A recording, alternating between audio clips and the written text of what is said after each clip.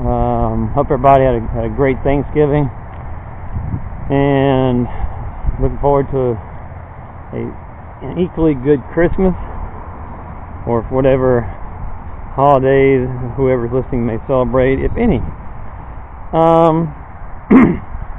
So today I'm out. It's a great day where I'm at.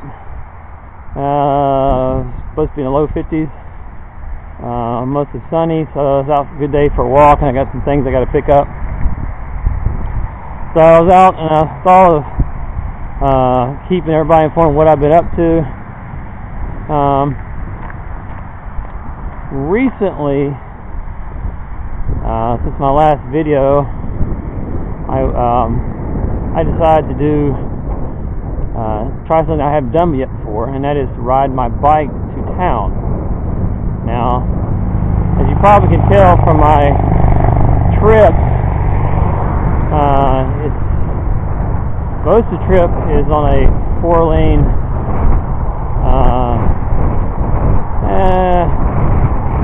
kind of a not limited access, but 4-lane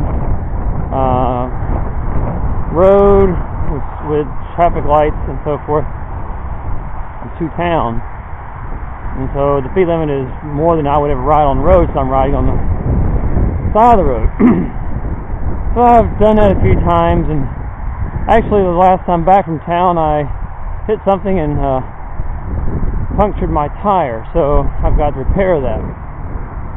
But the main part of this video is to kind of give you my thoughts about how that went and what I think about riding a bike to town. First of all, I can walk about 4 miles an hour. It's pretty good for a 47-year-old. You know, I don't smoke, I don't really drink, not really in the best cardio shape, but you know, I can do anything for as long as it's slow for a long time. Don't want to pause after that comment, but anyway, so I can walk about 4 miles an hour, but you know what? I can pedal a bike about 12. So where it takes me about 45 minutes to get to the edge of town walking, I can do it in about 15. Kind of nice. Because of the car, it's about 3 minutes or so. Really, we live really close. So it's kind of like a new sense of freedom. I've had this bike for maybe close to 10 years. I acquired the bike because my daughters began using 20-inch bikes, and I couldn't keep up with them on foot, so I had to get me something I could ride. So I procured this bike. It's a nice bike, a little rusty now. It also has a flat rear tire, but we're going to take care of that tomorrow. But it has like an automatic transmission, which is kind of cool because you don't have to worry about shifts and levers, which I wouldn't even know what gear it was in. I couldn't see it from the riding position. But the main part of this video is to give you my impressions of that. It's quite fun. It's liberating. As I told my wife, she asked me how I liked it, and in terms of having a sense of freedom. It is kind of liberating, but as I explained to her, it's fun, but it takes a lot of energy, because as I'm going 3 times as fast as I'm walking, things are moving 3 times quicker, so I have to work a lot harder to see. And it's an interesting idea to ride my bike. And unlike walking where you just get to town, you go wherever you want. I mean, it's kind of like having a horse. You gotta find a place to hitch it. A lot of places, this is a university town, and there's a lot of bike racks, but sometimes they're not. So you have to find ways to attach it to something, otherwise you won't have it for the way home. But getting back to the energy level thing, it does require quite a bit of energy. I have to look at things on the road since I don't see that far off. I have to seek and scan quite a bit to check out debris, see, if I don't hit something, dead cat or piece of wood or hubcap. There's all kinds of crap lying on the side of the road. And there's a certain level of being able, feeling like you kind of feeling confident that you're able to do that. And I remember the first time I did this was about Thursday or something of this week. I rode to town and picked up the Wii U. I bought a couple actually.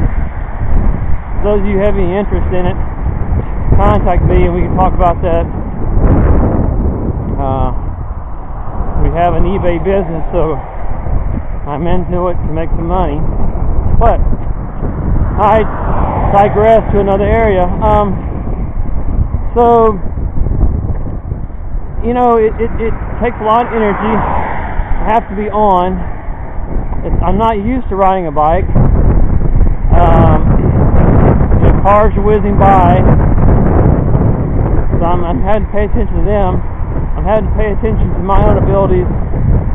Look out for debris. Watch out for people perhaps walking or another bike rider. That's people occasionally do ride up and down this road, and because of the nature of the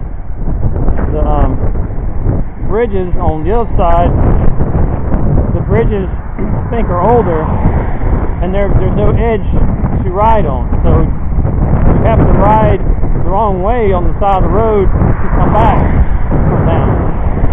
So that's it. Some of you may have seen this. I saw this and I've always was intrigued by this because I had similar experiences. But the person I've seen on TV and so forth, he has ridden a bike. He is a totally blind individual, and he makes clicking noises and uses them in the same way as a dolphin, bat uses them. He uses it and pays attention to how it rebounds off of other objects. Now, I think probably other people who have a visual impairment probably do this. If you do not have one, if you have one, a way to kind of understand this, if you haven't experienced it yourself, turn out your lights in your house at nighttime. Probably it's a lot safer to just crawl on the floor if you're able to do that. And just listen as you crawl. You will hear noise change as you pass certain objects, from a wall to other things, and it will help you know that something is right there. Well, the individual that is blind and rides a bike, has taken it to a level that I'm not able to do yet. And hopefully I won't have to. Hopefully I will have my vision, so I won't have to do this. But he rides through town. He's blind. He's made some mistakes. I don't remember exactly how he phrased it, but excuse me. But it's amazing what people are able to do if you work at it and you try long enough and hard enough. I had small kids, and so it wasn't really feasible when my kids were little at that time to do a lot of walking or bike riding. Our time management with me not driving was such that it made more sense for my wife to do the driving and us to drive wherever we need to go. If I need something, we combined the trip, and I went to where I need to go, and we went to where we need to go as a family. Okay, so but kids are now much older. One's in college and one's in high school, and the youngest one is got her driving permit. So that frees me up to walk and do things that I want to do and the things that we need to do. And that's how I had the time to experiment with bike riding. It's really fun. You know, it's challenging. For instance, I really don't ride the bike on the street, like access roads. At this point, I'm walking it. And I'm cutting across like intersections, with the other traffic, and walking the bike over other roads. Because I realize, unlike walking, you can't really change the directions you're going that fast very quickly on a bike. So you leave yourself open to, all kinds of things. But kind of, round this out, because I don't want to use up all my time and not make my video work, is, it's something that I kind of feel proud of myself trying. I would have never done that years ago. Kind of been too afraid.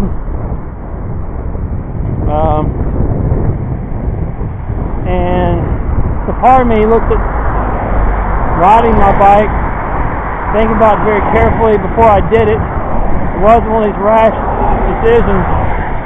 And like I said in earlier videos, I'm pretty aware of what my limitations are and strengths are, and so bike riding is limited to times even more stringent than when I would decide to walk down. Weather conditions and wind, it's a lot colder riding the bike, I will tell that much. And and I also use that same motto as I talked about before, that basically I presume nobody sees me. And I think using that approach is a healthy one, and pretty much, I think, increases my chances of remaining healthy and alive. So, anyway, we're about running out of time. I appreciate those of you who watch my videos. I hope that you will subscribe. Also, give me ideas as to future videos and your thoughts. And as always, this is Blind Man Walking 2. I'm walking, and I hope to encourage that you do the same. Thank you.